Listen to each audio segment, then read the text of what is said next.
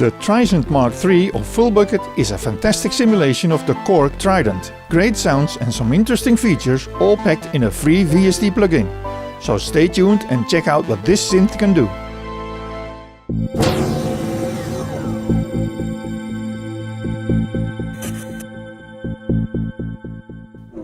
First, let me ask you to subscribe to this YouTube channel. If you subscribe, we will keep you updated on all the great free software and tools we review every week.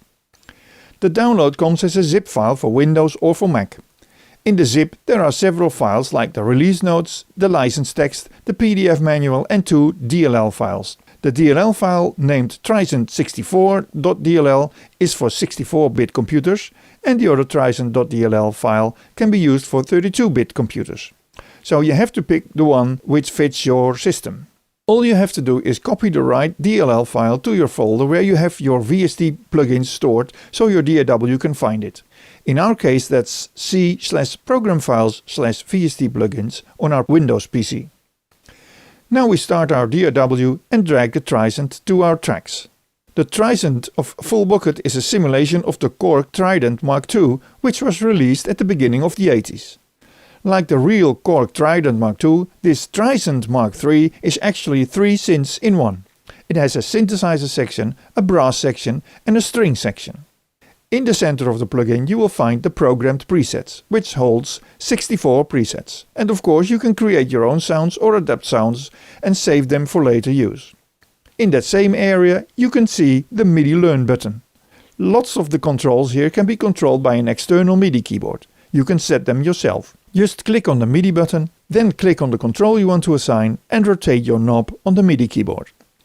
The synthesizer part is at the top. It has 2 oscillators where you can select the waveform, the octaves and controls for pulse width. Next to it is the filter which can be changed positive and negative by the envelope generator for the filter and there is also an envelope generator for the amplifier. Totally at the left you see the total tune, settings for splitting the sound, the vibrato and the delay for the vibrato, and you see the flanger with its own controls.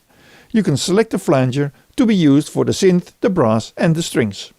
The lower part shows you controls for the pitch bend and modulation wheels. You can choose if you want the original 8 voice like the Korg Trident or you want 64 voice. Then there is the brass section with its own filter and envelope generator, and you can choose 2 different octave settings and the orange button is the on-off switch for this section, like you also see at the synth part and at the strings part.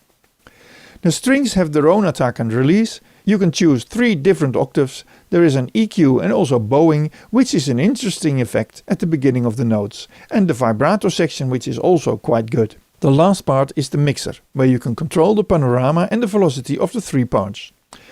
A great extra is that the 3 parts can be sent to separate outputs on your DAW, so you have a complete mix output and 3 separate outputs available.